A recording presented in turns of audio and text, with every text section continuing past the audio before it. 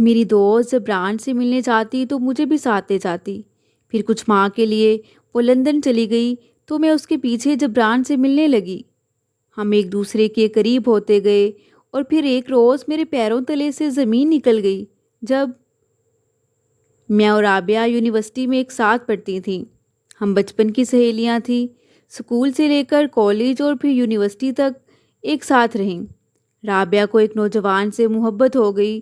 وہ مجھ سے اپنی ہر بات شیئر کرتی تھی، مگر اس نے اپنے گھر میں کسی کو کچھ نہ بتایا تھا کہ اسے ابھی وہ ان سب چکروں سے دور رہنے کا کہتے۔ اب رابعہ اس نوجوان سے باہر ملنے بھی جاتی تھی۔ ایک دن اس نے مجھے کہا کہ اب جب میں جبران سے ملنے جاؤں گی تو تم بھی میرے ساتھ جاؤ گی، کیونکہ اسی بہانے تمہاری بھی اس سے ملاقات ہو جائے گی۔ ایک دن وہ اچانک ہمارے گھر آ گئی۔ میری امی سے کہا کہ میں رابعہ کو اپنے ساتھ بازار لے جانے آئی ہوں۔ میری اس سے بچپن کی دوستی تھی، لہٰذا امی مجھے اس کے ساتھ جانے سے منع نہیں کرتی تھی۔ وہ میرے کمرے میں آئی اور مجھے کہنے لگی، فوراً اگر کپڑے وغیرہ چینج کرنے ہیں تو کر لو اور جلدی کرو۔ میں نے اسے اس قدر جلدی میں دیکھا تو پوچھا کہ خیریت تو ہے؟ وہ کہنے لگی، ابھی یہ سب چھوڑو، بس تم جلدی سے چینج کرو۔ میں نے کہا، مجھے بتاؤ تو صحیح کہ ہم جا کہاں رہے ہیں؟ وہ کہنے لگی، ابھی تم کچھ مت بولو، بس یہ سمجھو کہ تمہارے لیے سرپرائز ہے، اور میں نے تمہاری امی سے اجازت بھی لے لی ہے، چلو اب جلدی کرو۔ میں نے پھر پوچھا، کہیں تو جانا ہے؟ سوال نہ کرو، بس جلدی ہے بہت۔ میں نے مزید کوئی سوال نہ کیا کیونکہ اس کا چہرہ اس کے ارادے کی چگلی کھا رہا تھا۔ تمام کہانی گویا اس کی صورت پر لکھی ہوئی تھی۔ راستے میں مجھ سے کوئی بات نہ کی۔ قدم اٹھاتے ہوئے وہ بے قراری کا شکار تھی، جیسے چلنا نہیں بلکہ اڑ جانا چاہتی ہو۔ مجھے اس پر اعتبار تھا، تبھی آج میں آنکھیں بند کر کے اس کے پیچھے چلی جا رہی تھی، یہ جانے بغیر کہ وہ مجھے کدھر اور کس کے پاس لے جا رہی ہے۔ گھر کی گلی سے تھوڑا آگے چلے تھے کہ ایک نیلے رنگ کی گاڑی منتظر نظر آئی، جس میں ایک خوبرو نوجوان اسٹیئرنگ پر دونوں بازو رکھے سراپا انتظار تھا۔ رابعہ نے جھٹ پٹ گاڑی کا دروازہ کھولا اور اس کے ساتھ فرنٹ سیٹ پر براجمان ہو گئی اور مجھے کہا، بیٹھو۔ میں نے ناچار اس کے حکم کی تعمیل کی اور پچھلی نشست پر براجمان ہو گئی۔ اب سچویشن ایسی تھی کہ اس سے کسی سوال کی گنجائش نہ تھی۔ نوجوان نے بغیر کلام کیے گاڑی سٹارٹ کر دی۔ تھوڑی دیر تک خاموشی رہی۔ مجھے علم نہ تھا کہ ہم کہاں جا رہے ہیں، سہیلی کی خاطر چپ تھی۔ جب گاڑی ایک ریسٹورنٹ کے سامنے رکی تو نوجوان اتر گیا اور مدبانہ بولا، آ جائیں۔ جب ہم وہاں ایک گوشے میں کافی پینے کے لیے بیٹھ گئے تو رابعہ نے اس سے میرا تعارف کرایا۔ یہ میری عزیزت جان دوست ہے۔ اس نے میرا نک نیم ہی بتایا، میرو، کیونکہ وہ مجھے زیادہ اسی نام سے پکارتی تھی، جبکہ میرا نام مریم تھا۔ جتنی دیر ہم کافی سے لطف اندوز ہوتے رہے، خاموشی ہی میں گفتگو ہوتی رہی۔ یہاں پر میرے از خود بولنے کا تو جواز نہ تھا، تاہم ان دونوں کی نگاہوں میں گفتگو جاری تھی۔ کبھی کبھی وہ دونوں اس طرح سے ایک دوسرے کی جانب دیکھتے کہ مجھے جھجک سی محسوس ہونے لگتی۔ یہ میری جبران سے پہلی ملاقات تھی۔ اس کے بعد جب بھی رابعہ اس سے ملنے جاتی وہ مجھے کہتی تھی کہ تم بھی چلو۔ مجھے اس وقت یہ خوف ضرور تھا کہ اگر اس کے والدین کو علم ہو گیا تو میری بھی ساتھ شامت آئے گی، کیونکہ وہ جبران کے بارے کچھ نہیں جانتے تھے۔ لیکن وہ مصر ہو جاتی کہ تمہارے بغیر مزہ نہیں آتا سیر کرنے کا، چلو اب اتنا بھی مت اتراؤ۔ شروع میں زیادہ تر چپ رہتی، ان کی گفتگو میں شریک نہ ہوتی، رسمی سلام و دعا کے بعد خاموشی اختیار کر لیتی۔ تاہم کچھ دنوں بعد میں ان سے گل مل گئی۔ جبران کے اپنائیت برے رویے نے مجھے مجبور کر دیا کہ گل مل جاؤں اور ان کی دوستی کا حصہ بن جاؤں۔ پہلے میں رابعہ کو سمجھاتی تھی کہ یہ سب ٹھیک نہیں، اب خود شامل ہوئی تو مجھے بھی سیر و تفریح میں لطف آنے لگا۔ وہ اپنے گھر والوں کو کہتی کہ میرو کے گھر جا رہی ہوں یا اس کے ساتھ کہیں جانا ہے۔ اس کی امی بھی مجھ پر بھروسہ کرتی تھی، اس لیے اسے اجازت مل جاتی۔ اس آزادی نے اس کے جذبہ شوق کو ہوا دی اور میرے ساتھ ہونے سے بھی اس کو ڈھارس ملتی تھی۔ تبھی ہم دونوں دوستی کی راہوں پر چلتے چلتے دور نکل آئے۔ میں جبران کی باتوں سے اتنی محظوظ ہوتی تھی کہ اب مجھے بھی اس سے ملاقات کا انتظار رہنے لگا۔ وہ مجھ پر اتنی توجہ دیتا کہ میں خود کو ان دونوں کے بیچ تیسرا وجود جان کر اجنبی محسوس نہ کروں۔ کبھی کبھی یہ خیال آ جاتا تھا کہ ان دونوں کے بیچ تو محبت کا رشتہ ہے، میں خواہ مخواہ ساتھ لگی پھرتی ہوں۔ جبران بھی یہ بات سمجھتا تھا۔ وہ میرے بور ہونے کے اندیشے سے مجھے نظر انداز نہیں کرتا تھا، جبکہ میں اس کی توجہ اور باتوں سے غیر محسوس طریقے پر اس میں دلچسپی لینے لگی تھی۔ وہ دونوں ہی اپنی آپس کی گفتگو میں بھی مجھے انوالو رکھنے کی کوشش کرتے۔ رابعہ کے ماموں ڈاکٹر تھے اور لاہور میں ایک بڑے ہسپتال میں فرائض ادا کرتے تھے۔ کچھ دنوں سے رابعہ کی والدہ کو سانس کی تکلیف رہنے لگی تھی۔ ادھر ڈاکٹروں سے چیک اپ کروایا، مگر جب تکلیف زیادہ بڑھی تو وہ اپنے بھائی کے پاس علاج کے لیے لاہور چلی گئیں۔ ہمیں ان دنوں یونیورسٹی سے چھٹیاں تھیں، اس لیے وہ رابعہ کو بھی اپنے ساتھ لے گئیں۔ نہ چاہتے ہوئے بھی اسے ماں کے ہمراہ جانا پڑا۔ خدا کی قدرت کہ وہاں ایک روز اچانک رابعہ کی طبیعت ناساز ہو گئی۔ اس کے سینے میں شدید درد اٹھا۔ اس کے ماموں نے چیک اپ کروایا تو پتہ چلا کہ رابعہ کے دل کی شریان کا کوئی مسئلہ ہے۔ سب بہت پریشان ہو گئے کہ وہ تو بالکل ابھی جوان لڑکی تھی۔ ڈاکٹرز نے بتایا کہ اس کے دل کا کارڈیو ویسکولر سرجری ہوگی۔ سب اس کی والدہ کی طبیعت کو بھول کر رابعہ کے لیے پریشان تھے۔ اس کے ماموں نے کہا کہ میرا ایک دوست لندن میں کارڈیولوجسٹ ہے، میں نے اس سے بات کی ہے، وہ کہہ رہا ہے کہ اسے لندن لے آئیں، کہ اس آپریشن میں کافی رسک ہوتا ہے، مریض کی جان جانے کے مواقع بھی بہت زیادہ ہوتے ہیں۔ اس کے ماموں نے بھانجی کا علاج کرانے کا بیڑا اٹھا لیا۔ آنٹی کی طبیعت اب کافی بہتر ہو چکی تھی۔ وہ لوگ لاہور سے واپس راولپنڈی آ گئے۔ ایک روز وہ اپنی والدہ کے ہمراہ ہمارے گھر آئی اور کہا، میرو، میں علاج کے لیے لندن جا رہی ہوں، تو میرے بعد جبران کو یہ مت بتانا کہ میرے دل میں نقص ہے اور میں علاج کے لیے لندن جا رہی ہوں۔ یہی کہنا کہ لاہور ہی میں ہے۔ میری زندگی رہی تو آ کر جبران سے ملوں گی۔ ابھی اگر اسے بتاؤں گی تو وہ میری بیماری کے بارے میں پریشان رہے گا۔ جب صحت یاب ہو کر لوٹوں گی تو خود بتا دوں گی۔ ان دنوں موبائل فون نہیں بلکہ ٹیلی فون ہوا کرتے تھے۔ وہ چلی گئی، تاہم اب جبران سے میری ملاقات کا کوئی جواز نہ تھا۔ وہ میری سہیلی کی محبت تھا۔ جب وہی نہ تھی تو اصولاً مجھے بھی اس سے نہ ملنا چاہیے تھا، لیکن انہی دنوں میں نے شدت سے محسوس کیا کہ میرے دل میں جبران کے لیے جگہ بن چکی ہے۔ میرا دل ہر وقت بے چین رہنے لگا۔ اس کے بغیر کہ زندگی مجھے بے کیف لگنے لگی تھی۔ یہ میں جانتی تھی کہ میری سہیلی اس شخص سے دل کی گہرائیوں سے محبت کرتی تھی اور وہ بھی اسے بہت چاہتا تھا، مگر پھر بھی دل چاہتا تھا کہ جبران کہیں کسی دن مجھے سر راہ ہی مل جائے تو کیا ہی اچھا ہو۔ میرا دل ہر وقت بس جبران کے بارے میں سوچتا رہتا۔ وہ ایک نہایت خوبرو، امیر ماں باپ کا چشم و چراغ اور نہایت دلکش گفتگو کرنے والا شخص تھا۔ اس کی وجیہہ شخصیت کے ساتھ اس کی باتیں بھی دل موہ لینے والی تھیں۔ میں جب آئینہ دیکھتی تو چہرہ بے رونق نظر آتا۔ اپنی صورت دیکھنے کو دل نہ چاہتا تھا۔ کبھی خود کا موازنہ رابعہ سے کرتی تو خود کو زیادہ خوبصورت پاتی۔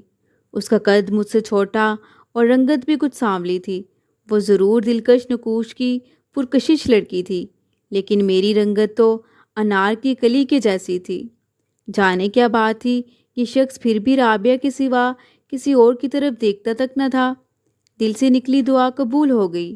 ایک روز میں امی کے لیے دوائیں لینے گھر سے نکلی۔ وہ میڈیکل سٹور میں مجھے مل گیا۔ اسے اچانک دیکھ کر میں جیسے کھل اٹھی۔ اس نے مجھے دیکھتے ہی پوچھا، آپ کیا لینے آئی ہیں؟ میں نے بتایا، ظاہر ہے کہ یہاں دوائیں ہی ملتی ہیں، وہی لینے آئی تھی۔ کس کے لیے؟ میں نے کہا، امی کے لیے۔ وہ کہنے لگا، عجب اتفاق ہے، میں بھی اپنی امی ہی کے لیے دوائیں لینے آیا تھا، شاید ہماری ملاقات ہونی تھی۔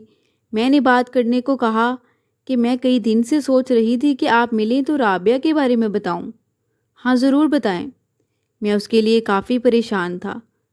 اس کے ماموں کے گھر کا نمبر بھی نہیں تھا میرے پاس اور اس نے مجھے خود بھی فون نہیں کیا۔ اس نے مزید کہا، دعا آپ کر رہی تھی اور میں بھی کر رہا تھا کہ آخر آپ سے ہی جانوں کہ رابعہ خیریت سے تو ہے۔ میں نے کہا ہاں وہ ٹھیک ہے، تمہارا پوچھتی رہتی ہے، اکثر مجھے فون کرتی ہے، مجھے اس کا نمبر دے دو۔ اس نے بے چینی سے کہا۔ میں خود اس کی خیریت معلوم کر لوں گا۔ میں نے کہا اس نے منع کیا تھا، اس لیے میں آپ کو نہیں دے سکتی، کیونکہ اکثر فون اس کے ماموں اور ممانی اٹھاتے ہیں اور وہ آپ سے بات نہیں کر سکے گی، اسی لیے اس نے نمبر دینے سے منع کیا تھا۔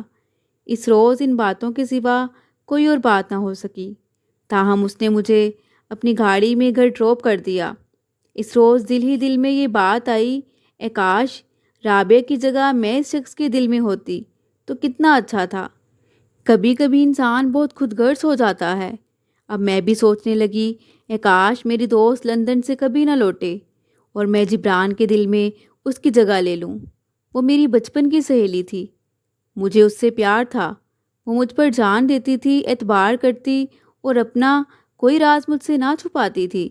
مگر انسان کا بھی کیا اعتبار؟ سچ ہے، عقل مند وہی ہوتے ہیں جو دل کے معاملات میں کسی کا بھی اعتبار نہیں کرتے۔ جب رابعہ تھی تو میں اس کا خیال کرتی تھی کہ وہ میری دوست ہے، اب وہ نہیں تھی تو سوچتی تھی کہ جبران بس میرا ہو جائے۔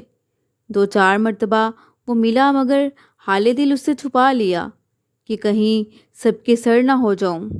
جانتی تھی کہ ان کا پیار کھرا ہے، کہ دونوں اب اس راستے سے نہیں لوٹ سکتے، مگر دل مانتا نہ تھا۔ رفتہ رفتہ میں رابعہ کا حال احوال بتانے کے بہانے جبران سے ملنے لگی۔ وہ مجھ سے ملتے ہی سب سے پہلے بے چینی سے رابعہ کا حال پوچھتا، اور یہ کہ اس نے کیا بتایا کہ وہ کب آئے گی۔ جب وہ مجھ سے رابعہ ہی کے بارے میں باتیں کرتا تو میرا دل کرتا۔ جب مجھے اندازہ ہو گیا کہ میں اس انسان کے دل میں تب تک اپنی محبت پیدا نہیں کر سکتی کہ جب تک رابعہ کی محبت اس کے دل سے نہ نکال دوں۔ اب میں نے جبران سے ایسی باتیں کہنی شروع کر دی کہ جن سے وہ رابعہ سے بدظن ہو جائے۔ بڑی معصومیت سے جھوٹی باتیں رابعہ کے بارے میں اسے بتاتی۔ وہ اب باقاعدگی سے مجھے ملنے لگا تھا، مگر سب سے پہلے بے چینی سے رابعہ ہی کا پوچھتا۔ وہ اب مجھ پر اعتبار کرنے لگا تھا۔ میں اسے رابعہ کے بارے میں اپنے سے گھڑ کر باتیں سناتی۔ اسے بھی اس کے بارے میں جاننے کی جیسے جستجو سی ہو گئی، اور غیر محسوس طریقے سے میں اسے رابعہ کے خلاف کرنے میں لگ گئی۔ تبھی میں نے نوٹ کیا کہ جبران پہلے جیسا نہیں رہا، وہ کافی بدل گیا تھا۔ وہ اب بجھا بجھا سا رہنے لگا تھا۔ میں رابعہ کی طرح گاڑی میں اس کے ساتھ فرنٹ سیٹ پر بیٹھ جاتی تھی، وہ مجھ سے باتیں کرتا جاتا۔ ہم اسی طرح مخصوص راستوں پر لمبی ڈرائیو پر جاتے، مگر وہ کسی خیال میں کھویا رہتا، جیسے وہ محض رابعہ کا غم ختم کرنے کو مجھ سے ملتا ہو۔ میں نے یہ بھی اسے جھوٹ بتایا کہ رابعہ کی شادی اس کے ماموں زاد سے ہو رہی ہے، جو لندن میں رہتا ہے۔ اسی غرض سے وہ اب کچھ دن پہلے لندن گئی ہے اپنے والدین کے ساتھ، لیکن آپ کو شاید بتا کر نہیں گئی۔ مجھے بھی اس نے کہا ہے کہ آپ کو نہ بتاؤں۔ جبران نے میری اس بات کا بھی اعتبار کر لیا۔ یوں رابعہ کو بے وفا بتا کر میں نے نہ صرف اس کے جذبات کی دنیا میں جگہ بنا لی بلکہ دل میں بھی گھر کر لیا۔ میں اب سمجھتی تھی کہ جبران کا دل اب میری مٹھی میں ہے۔ وقت کے ساتھ ساتھ وہ آج نہیں تو کل رابعہ کو بلا دے گا۔ اب حالت یہ تھی کہ میں جبران کو قسمیں دیتی تھی کہ کل ضرور آنا مجھ سے ملنے، اور وہ میری قسموں کو خاموشی سے نبھا رہا تھا۔ اس کیفیت کے دوران میں نے جان بوجھ کر مگر انجان بنتے ہوئے بڑے سلیقے سے اس کو اپنی سہیلی کے غلط قسم کے قصے سنائے۔ مثلاً جب وہ 18 سال کی تھی اور ہم فرسٹ ایئر میں تھے، وہ معصوم اپنے محلے کے ایک لڑکے سے توقع لگا بیٹھی تھی، مگر وہ لڑکا بہت خراب نکلا۔ وہ میری سہیلی کو دکھ دے کر چلا گیا۔ اچھا ہوا آپ کا ساتھ اس کو مل گیا تو اس کا ماضی کا غم مٹ گیا۔ غرض ایسی باتیں میرے منہ سے نکلتی کہ جبران کا دل رابعہ کی طرف سے پھیر دیں۔ جانتی تھی کہ جبران ایک صاف دل انسان ہے، اور وہ میری باتوں کو نہ صرف دل کے کانوں سے سنتا ہے بلکہ اعتبار بھی کرتا ہے۔ تاہم وہ اب بھی مجھ میں اتنی دلچسپی نہ لیتا تھا جس قدر کہ رابعہ میں لیتا تھا۔ کبھی کبھی وہ اس بات سے اتنا افسردہ ہو جاتا تھا کہ پتہ نہیں رابعہ اس سے مل کر کیوں نہیں گئی۔ تب میں کہتی اس کی آنکھوں میں لندن کے خواب سج گئے تھے۔ جبران، مگر آپ نہیں یہ بات سمجھیں گے کہ وہ کیوں آپ کو کچھ بتانے بغیر ہی چلی گئی ہے۔ میں نے امی کو پہلے ہی بتا دیا تھا کہ میں کسی لڑکی کو پسند کرتی ہوں۔ ایک دن میں اصرار کر کے جبران کو اپنے گھر لے آئی اور اپنی امی سے ملوایا۔ انہوں نے اس سے بہت اپنائیت سے باتیں کی۔ ان کو جبران پسند آیا۔ انہوں نے ابو سے ذکر کیا کہ لڑکا تو بہت اچھا ہے اور ہماری مریم کی ہی یونیورسٹی کا اسٹوڈنٹ ہے اور امیر ماں باپ کا بیٹا ہے۔ ابو نے کہا کہ مریم چاہتی ہے تو بات چلاؤ۔ جبران کو بھی امی کا پیار بھرے انداز میں باتیں کرنا اچھا لگا تھا، کیونکہ اس کی والدہ 2 ہفتے پہلے انہی دنوں فوت ہو گئی تھی۔ وہ رقیق القلب ہو رہا تھا۔ جب میری والدہ ملی، اس نے امی کے اپنائیت بھرے رویے کو بہت پسند کیا۔ کہنے لگا، یہ تو میری ماں جیسی ہی شفیق اور نرم لہجے میں بات کرنے والی خاتون ہے۔ اب میری اور اس کی شادی کی راہیں ہموار ہو گئی تھیں۔ میرے گھر والے رضامند تھے اور ہماری ملاقاتیں بھی جاری تھیں، مگر وہ نیم رضامند تھا۔ میں نے جان بوجھ کر اس کو اس قدر قریب کر لیا کہ بالآخر اس نے میری خوشی کے لیے مجھے اپنانے کا فیصلہ بھی کر لیا۔ ایک دن جبران کے والد میرے ابو سے ملنے آئے اور میرے والدین نے رشتے کی بات چلا دی۔ یوں رشتہ طے ہو گیا اور ہمارا نکاح بھی ہو گیا۔ 1 ہفتے بعد رخصتی ہوئی اور میں دلہن بن کر جبران کے گھر آ گئی۔ میری دلی تمنا پوری ہو گئی۔ جبران میرا ہو گیا تھا۔ وہی نہیں، اس کا شاندار گھر، نوکر چاکر، زندگی کی سبھی آسائشیں۔ میں سوچ بھی نہ سکتی تھی کہ کبھی اتنی خوش قسمت ہو جاؤں گی۔ میں اپنی چال پر نازاں اور کامیابی پر مسرور تھی۔ میری زندگی قابل رشک تھی، لیکن جب کبھی رابعہ کے بارے میں سوچتی تو دل دھڑکنے لگتا تھا۔ اسے گئے 6 ماہ ہونے والے تھے۔ اس کا آپریشن کامیاب رہا۔ وہ مکمل طور پر صحت یاب ہو چکی تھی۔ وہ مجھے فون کرتی تھی، لیکن میں امی کے گھر نہ ہوتی۔ امی اس کا فون اٹھا کر کہتی کہ اس کی شادی ہو گئی ہے۔ امی کو میں نے منع کیا تھا کہ میرا نمبر اس کو نہ دینا، اسے میں اپنی شادی کا سرپرائز دوں گی۔ جبران کو بھی اب میں نہ بتاتی تھی کہ وہ مجھے فون کرتی رہتی ہے۔ میں نے اب جبران کے گھر کا فون نمبر بھی چینج کروا دیا تھا۔ صحت یاب ہونے کے بعد اس نے جبران کو کئی خطوط بھی لکھے، شاید کہ اس نے پرانے نمبر پر کالز بھی کی ہوں گی۔ میں نے اس کے بھیجے خطوط جبران کو نہ دکھائے کہ اس کا اب سوال ہی پیدا نہ ہوتا تھا۔ البتہ میں یہ ضرور جبران کو بتاتی تھی کہ اس کی امی سے پتہ چلا ہے کہ لندن میں اپنے ماموزاد سے اس کی شادی ہو گئی ہے۔ وہ اب نہ جانے کب آئے یا آئے گی بھی کہ نہیں۔ یہ سب سن کر جبران کے دل کو تکلیف پہنچتی تھی۔ وہ کہتے، مریم، خدارا اب اس کا ذکر مت کیا کرو، ہمارے راستے جدا ہو چکے ہیں۔ جب میں اپنے جیون ساتھی کو افسردہ لبوں سے ایسی باتیں کرتے سنتی تو میرا ضمیر ملامت کرتا کہ میں نے 2 محبت کرنے والوں کو دھوکے میں رکھا ہے اور اپنا گھر بسا لیا ہے۔ ان دونوں کی خوشیوں کی میں قاتل ہوں، لیکن پھر اپنی زندگی کی خوشیاں اور عیش و آرام دیکھتی جو ضمیر کی آواز کو دبا لیتی تھی کہ یہ دنیا ہے، اس میں ایسا ہوتا ہی رہتا ہے۔ میں نے کون سا کوئی انوکھا کام کیا ہے؟ اب ہماری شادی ہو چکی تھی، شادی کا بندھن مذاق تو نہ تھا۔ اب جبران اور میں میاں بیوی کے رشتے سے منسلک تھے۔ میں ان دنوں یہی سمجھ رہی تھی کہ ہم محبت کے مضبوط بندھن میں بندھ چکے ہیں، اب ہم کو کوئی جدا نہیں کر سکتا۔ ایک روز میکے گئی تو پتہ چلا کہ رابعہ لندن سے لوٹ آئی ہے۔ وہ کافی کمزور ہو گئی تھی، تاہم دل کا نقص دور ہو گیا تھا۔ جب اسے پتہ چلا کہ میں میکے آئی ہوں تو وہ فوراً مجھے ملنے آئی، بغیر اطلاع کیے ہی، کیونکہ وہ مجھ سے بہت پیار کرتی تھی۔ تھوڑی ہی دیر بیٹھ کر وہ چلی گئی، مجھے شادی کی مبارک دی اور شوہر کا حال احوال پوچھا۔ وہ مجھ سے مل کر بہت خوش تھی، لیکن میں اندر سے سہم گئی تھی۔ اس کو ابھی تک یہ معلوم نہ تھا کہ میری شادی اس کے جبران سے ہو گئی ہے۔ اگلے دن جب میں گھر جانے کی تیاری کر رہی تھی، وہ پھر سے مجھ سے ملنے آ گئی۔ وہ جس والہانہ انداز سے مجھ سے لپٹ کر ملی تھی، میں سخت پریشان ہو رہی تھی، اور اس کا پہلا سوال یہی تھا، اچھا بتاؤ، جبران کیسا ہے؟ تم مجھ سے ملتی تھی یا نہیں؟ اسی لمحے جبران مجھے لینے آ گئے۔ وہ کمرے سے باہر امی ابو سے سلام و پیار لے رہے تھے اور رابعہ کمرے میں میرے پاس بیٹھی تھی۔ مجھ پر جیسے سکتہ طاری تھا کہ اب کیا کروں۔ رابعہ پھر سے اپنے سوال کو دہرا رہی تھی کیونکہ اسے ابھی تک یہ نہیں پتا تھا کہ باہر میرو کا آنے والا شوہر جبران ہی ہے۔ اس کی بے قراری دیکھ کر میرے پیروں تلے سے زمین نکل گئی تھی۔ اس دل کی مریضہ کو کیا کہتی کہ جس کا حال ہی میں آپریشن ہوا تھا اور اس کو خوش رہنے کی تلقین کی گئی تھی۔ میں اپنی ڈھال سی ہو گئی تھی۔ چہرے سے قدرتی رد عمل عیاں تھا کہ مجھے اس کے آنے سے کوئی خوشی نہ تھی بلکہ شدید پریشانی نے گھیر لیا تھا۔ تبھی اس نے کہا، کیا بات ہے میرو، تم مجھ سے کچھ چھپا رہی ہو؟ میں نے کانپتی زبان کے ساتھ کہا، نہیں۔ جو میں چھپا رہی تھی وہی اب اس کے سامنے آنے والا تھا۔ اور پھر جبران کمرے میں آ گیا۔ رابعہ بحیرت سے جبران کو دیکھ رہی تھی۔ یقیناً وہ سوچ رہی تھی کہ وہ یہاں کیسے؟ جبران بھی کچھ پریشانی کے عالم میں اسے دیکھ رہا تھا، مگر رابعہ جیسے اپنی جگہ سن ہو گئی تھی۔ میں نے ہمت جمع کرتے ہوئے کہا، رابعہ کیا دیکھ رہی ہو؟ یہ اس گھر کے داماد ہیں، تبھی یہاں آئے ہیں۔ وہ ابھی تک حیرت سے جبران کو دیکھ رہی تھی۔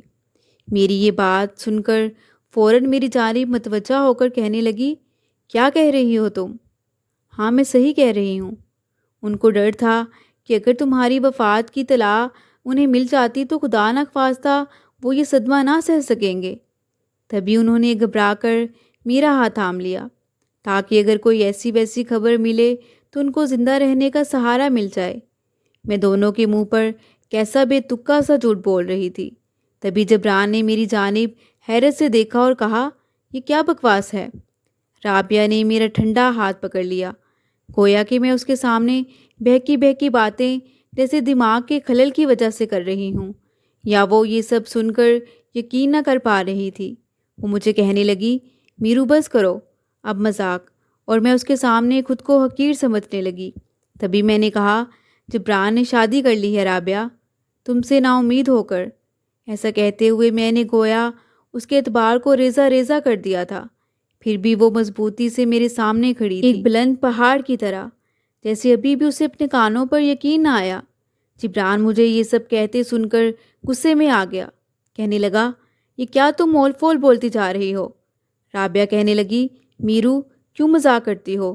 دیکھو جبران ذرا اس بدتمیز کو۔ جبران بھی جیسے رابعہ کی باتوں اور حرکات و سکنات دیکھ کر شش و پنج میں تھے، کیونکہ ان کے خیال سے تو رابعہ نے بے وفائی کی تھی۔ اب میں نے دیوار پر لگی تصویر کی طرف اشارہ کیا اور رابعہ کی تمام امیدوں کے تمام چراغوں کو بجھا دیا۔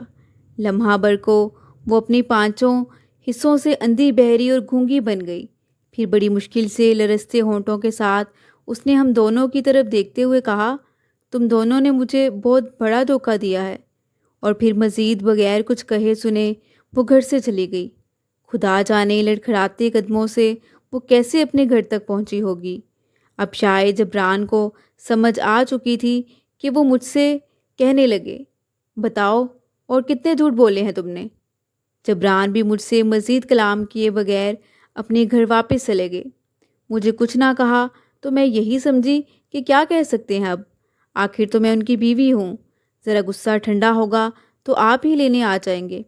انہوں نے گھر جا کر بھی فون نہ کیا تو میں پریشان ہو گئی۔ میں نے سسر صاحب کو فون کیا کہ جبران کو بھیج دے مجھے لینے، میری طبیعت بہت خراب ہے۔ وہ آگے شاید کہ باپ کے بھیجنے کی وجہ سے۔ اس کے تھوڑی دیر بعد ہی رابعہ بھی آ گئی۔ میں نے کہا، آؤ بیٹھو۔ وہ بولی، میں بیٹھنے نہیں آئی، صرف ایک بات پوچھنے آئی ہوں تم دونوں سے کہ کیا یہی ہے تمہارا اعتبار اور تمہاری محبت کہ تم نے میرے جاتے ہی آپس میں پیار کی پینگیں بڑھا لیں؟ پھر وہ جبران سے مخاطب ہوئی، اور وہ تمہاری جھوٹی قسمیں، شاید میں ہی نادان تھی کہ تمہارے فریب کو نہ سمجھی اور تمہارا انتظار کرتی رہی۔ کتنے گھٹیا انسان تھے تم کہ تم نے مجھے کھلونا سمجھا، اور جب پتہ چلا کہ میں دل کی مریضہ ہوں تو تم نے مجھے بلا ہی دیا۔ جبران خاموشی سے سنتا رہا۔ میری بھی ہمت نہ ہوئی کہ کچھ کہوں۔ وہ یہ کہہ کر چلی گئی تو جبران بھی اس کے پیچھے چلے گئے۔ میکے میں دن گزرا، رات بھی گزر گئی، دوسری رات بھی آئی اور اپنا خالی دامن جھاڑ کر چلتی بنی، یہاں تک کہ یوں ہی جبران کے انتظار میں ہفتہ گزر گیا۔ ان دنوں کی اذیت بہت دردناک تھی۔ میں جیتی تھی اور نہ مرتی تھی۔ ہر آہٹ پر گمان ہوتا تھا کہ جبران ہیں، مگر وہ نہیں ہوتے۔ اس جان لیوا انتظار سے دل گھبرانے لگتا، سارا وجود ہی ایک جلتے ہوئے شعلے سے راکھ کا ڈھیر محسوس ہونے لگا۔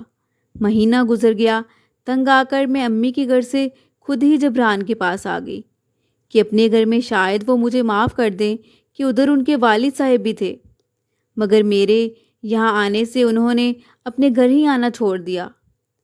ایک دن انہوں نے باہر سے اپنے والد کو فون کیا۔ میں نے انکل سے فون لیا اور کہا، جبران پلیز لوٹ آؤ، معاف کر دو مجھے، میں نے یہ سب تمہاری محبت میں اور تم کو پانے کے لیے کیا تھا۔ وہ کہنے لگے، تم نے جو کچھ بھی کیا بہت گھٹیا کیا، تم نے مجھے اور رابعہ کو ہی نہیں خود کو بھی دھوکہ دیا ہے، تم نے اتنے جھوٹ بول کر مجھے رابعہ سے جدا کر دیا، میرے دل میں اس کے لیے بدگمانی پیدا کی، مگر سچ جان لو کہ میں اس سے پھر بھی نفرت نہیں کر سکا۔ آج بھی میرے دل میں اس کے لیے وہی محبت اور چاہت ہے جو پہلے دن تھی۔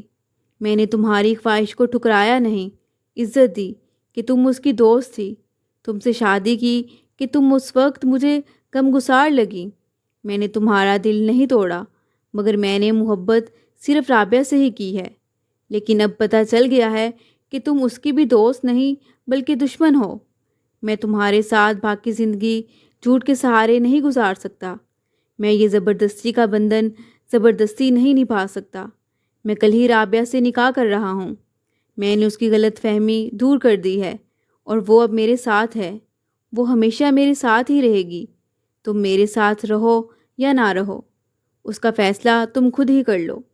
جب تک تم چاہو میرے گھر رہ سکتی ہو، مگر ایک بات سن لو، میں تمہارے ہوتے ہوئے اپنے گھر کبھی نہیں آؤں گا۔ جب تم میکے چلی جاؤ گی صرف تب ہی آؤں گا، کیونکہ میں اب تمہاری صورت بھی نہیں دیکھنا چاہتا۔ طلاق چاہتی ہو تو طلاق دے دوں گا، جیسا تم چاہو خود فیصلہ کر لینا۔ میری آنکھوں سے آنسو جاری تھے، مگر میں نے اپنے دل کو اس دن ہلکا پھلکا بھی محسوس کیا اور میں میکے آ گئی۔ مجھے دکھ تو بے حد تھا، مگر اس بوجھ سے نجات مل گئی جو میرے دل پر تھا۔ اب میں اپنے ماں باپ کے گھر رہتی ہوں، سسر ہر ماہ خرچہ بھجوا دیتے ہیں، مگر جبران کبھی نہیں آتے۔ مگر میں سوچتی ہوں وہ ناراض سہی، کچھ بھی سہی، ان سے ایک ناطہ تو ہے۔ مزید دلچسپ سچی کہانیوں کے لیے چینل کو سبسکرائب کریں۔